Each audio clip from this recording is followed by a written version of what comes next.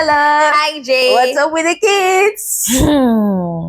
Wow. So the other day, I had a conversation with my sister-in-law. Shout out to you. Hi. And we're just talking, and she threw a question at me. She was like, what are the things you would never do as a pediatrician in training? Wow. What are the things you won't do with your kids or you won't advise anyone to do? And you know now, doctors are always trying to feel smart. So off the bat, I gave her some answers. Boom, boom, boom. But you know, after a while, I started thinking about it. What are the things I would actually sincerely never do as a pediatrician in training? And then I throw it at you. As a pediatrician in training, what are the things you would never do or advise people to do?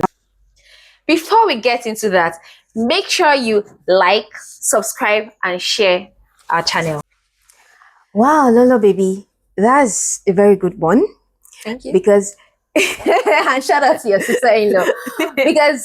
because of the work we do, and we've seen what happens when parents, sometimes intentionally and unintentionally, make mistakes because of the things they do, and it affects the children.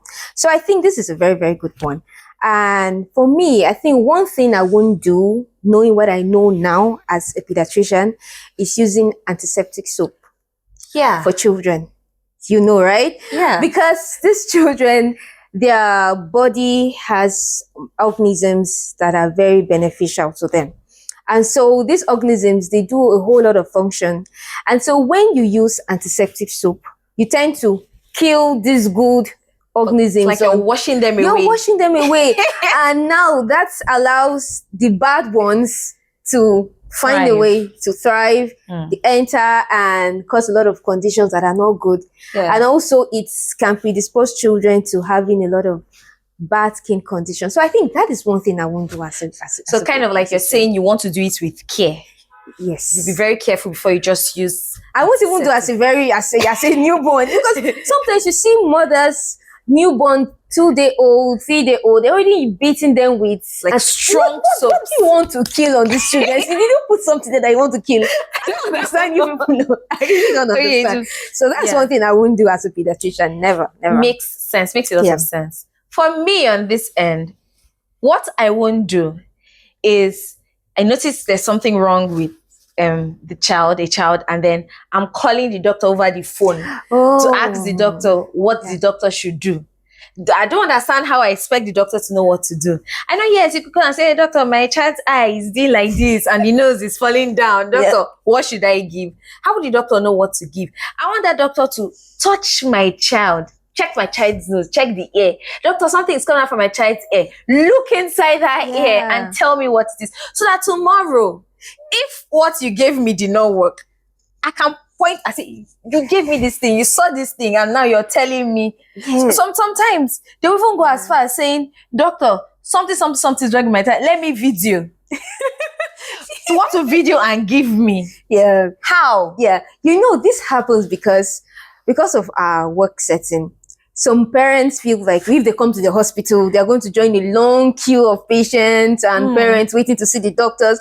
So to cut corners and to save costs, they will now put you into that problem to try to figure out what is wrong with their kids. And then tomorrow something is wrong with that child or the thing, they will bring the evidence to the hospital and say, I called Dr. So and see what she showed me. And baby, another thing is that kids are very dynamic. Yeah. And what a pediatrician sees as emergency, a mother might not be able to detect it as an emergency. Exactly. That's why sometimes you come to the hospital and we're like, we need to admit this child though. And you're like, let me just cough and cut away. He's breathing fine now. It's the only breathing that will make us to admit a child. And some mothers don't even know when a child is not breathing well. Yes. That's a topic for another day. Yes. And sometimes they'll be like, let me record the way the child is sounding. Will you record the heartbeats? From your record, will I know that the heart is beating big beam? How will I know? Yeah. So I won't do that. If there's something wrong with a child, despite being a pediatrician, I actually want another pediatrician to actually look at this child and like tell me what's up. That's a very good one. Mothers can learn from. Another thing for me that I've learned over the years practicing is the use of anti-motility, drugs to stop child from purging or having diarrhea. That's it. We love it. We love it. And they will pressurize you as a doctor to even give it. And they don't know that these things also have side effects, like bad effects on the parent, on the child. Because a child that just has maybe a very non-malicious diarrhea can become complicated, and it becomes something that is really bad that would necessitate admitting the child and do a whole lot of stunts. Sometimes, do you notice that sometimes they will even tell you the name of the drug? Say, doctor, my pikin done the shit 4 days now. Please kindly give me. I want to use my insurance and collect it. Like, no. It's a no. We don't do that over here. We don't. And please. We've seen cases of children that, and I'm sure you've seen that too, of children whose parents had used those medications and it's worsened. It's usually bad. Yeah. It's usually bad. I won't do that at all. Do you know some of them will tell you, I've been using it and nothing happened. Yeah. The fact that you've been using it and nothing happened does not mean that you will not use it one day.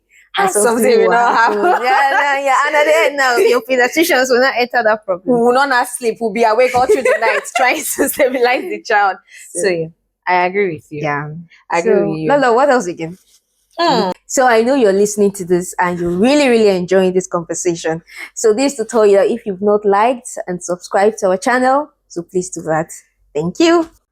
Another thing I think I'm going to be really strict about is the kind of toys I introduce my kids to. Oh wow, I like to introduce them to like age appropriate toys, because I've seen so many cases where they come into the hospital telling me that, oh, my child swallowed battery of so toy, or my child swallowed maybe the eye of a doll, put it here, put it there. And I'm like, how do they even get access to these things? I said, so may we not use our money to buy things that would put our children in trouble? Yeah. So as much as possible, I'll keep those things away from their reach. Yeah. And if I have like different age groups of children, I'll find a way to put things that generally they all can use. And if I'm buying something for you that is not good for this other one, you will know, baby B cannot touch this thing.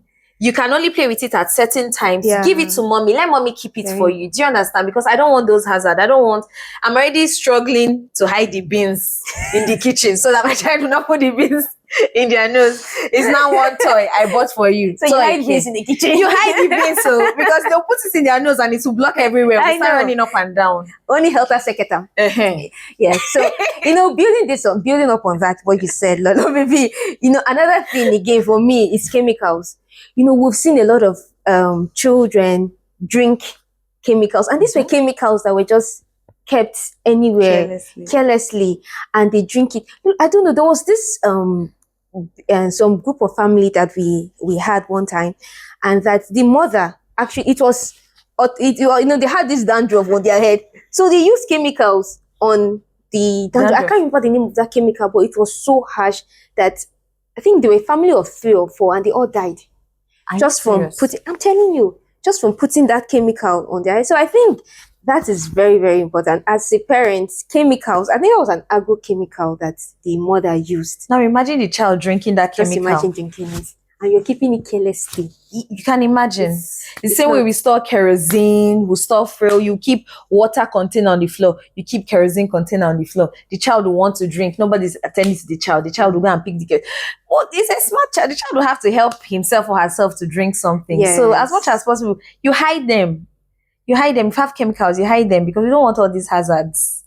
You don't want all that. And most of these poisons, the treatments are not readily available. So if once the child drinks it, will start treating you supportively, which is not what you want. Exactly. And so, like from what we've discussed, most of all these things, when you even interact with the parent, they don't do it from a point of, okay, it was intentional. Yeah. They were genuinely concerned about their child's health, and they wanted a cure or wanted a help, a remedy to help the child. So, but ignorance kills. If ignorance has killed the child, there's nothing you can do. You just gain the knowledge the painful way. So why gain it from such experiences?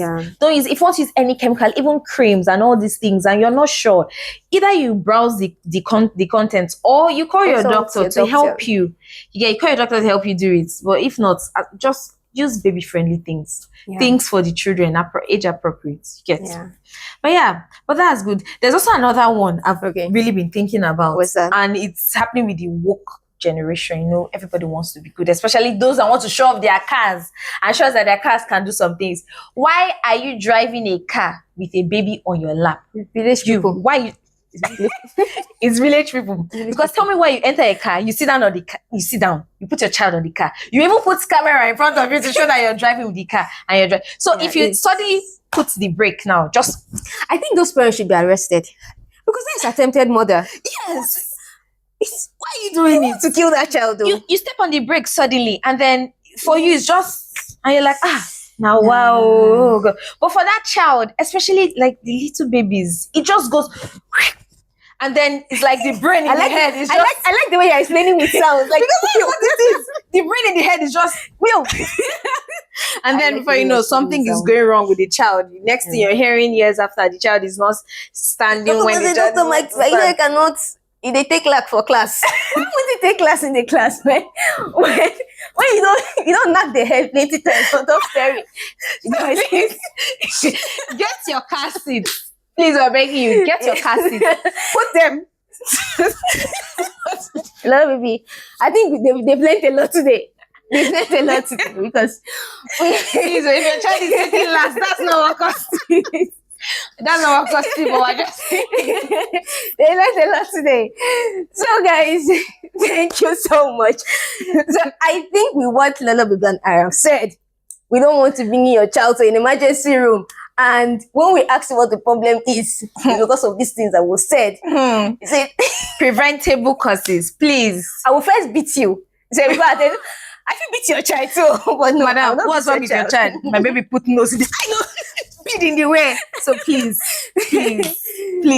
Yeah. Let's be careful. And don't forget, don't finish laughing and then you've not subscribed. You're not a good person. Please you subscribe, like, and share. Yes. Thank you so much. Thank you, guys. So that's all with us for What's Up with the Kids. What's Up with Kids. Take care.